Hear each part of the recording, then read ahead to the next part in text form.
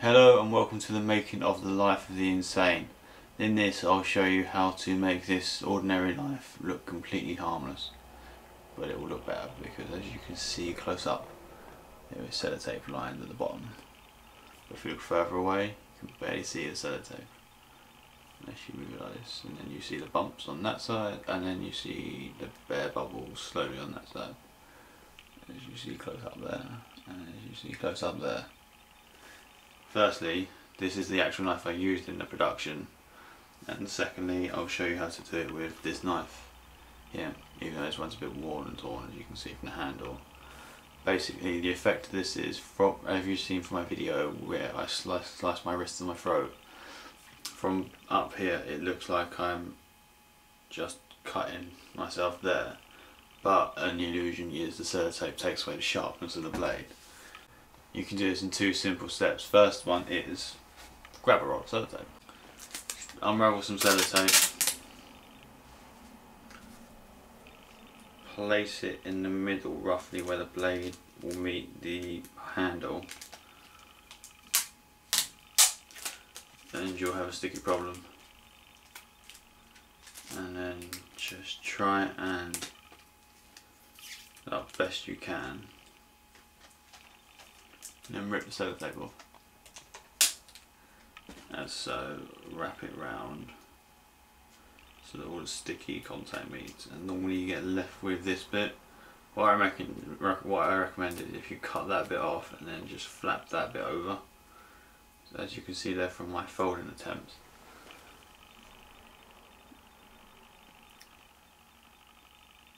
The entire point cover, which will be the first bit to meet the skin, or if you're stabbing, that'll be the best bit to meet your skin.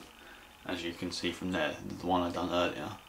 The only downside to doing this is if you're planning an action or horror film where the victim gets stabbed, don't do this because this will still penetrate the skin, but it will take a much harder blow and it will hurt the stunt double / actor.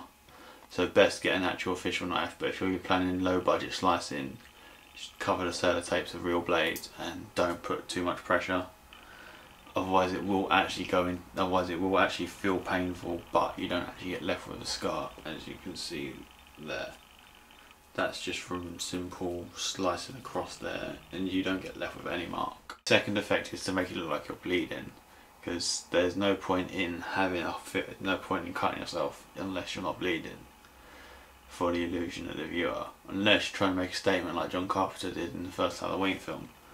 What you need to do is grab yourself some fake blood, or some really out-of-date ketchup, product placement, and then you need to cover the other side that the viewer won't see. For example, because I'm right-handed, if I cut my left side, I'll show it on the left-hand side of the blade because that's the right. And what you do is you just get a tiny bit on the top, and then you let it slide down. And the best way that I found of doing this was by trial and error. Many free techniques I tried, and the best way I done it was this one, because it will grab. Because as soon as you go down to look like you're cutting yourself, it will grab the first blob. The only problem is if you use ketchup, it's water based, so it's not gonna slide off. But as you can tell from my first attempt, it didn't work. This is the blob of ketchup that sliced, but if you just scrape that back onto the blade and then you just slice away, it looks like you've given yourself a very bloody cut. The only thing is you want to use fake blood, because where it's a bit more denser in substance, it will stay on the blade quicker. But the only problem is it doesn't look like it's moving unless you want it to move. You don't want it to move, which makes a statement. Once you've done filming and you've got all the shots you need with blood and the blade doesn't need to be used anymore and you need to clean up everything, there's quite an easy trick. Once you wipe all the blood off, as you see here, there's no blood on the actual blade / ketchup. There's always a little tab here that comes undone, especially if you water it down like a tiny bit, and then you just got to simply just rip it off and then put that in the bin. The only downside to this is sometimes it leaves some sticky residue on the blade itself, so you just got to simply wash the blade up and then it can be prepared for food or whatever you want to do with the blade as usual.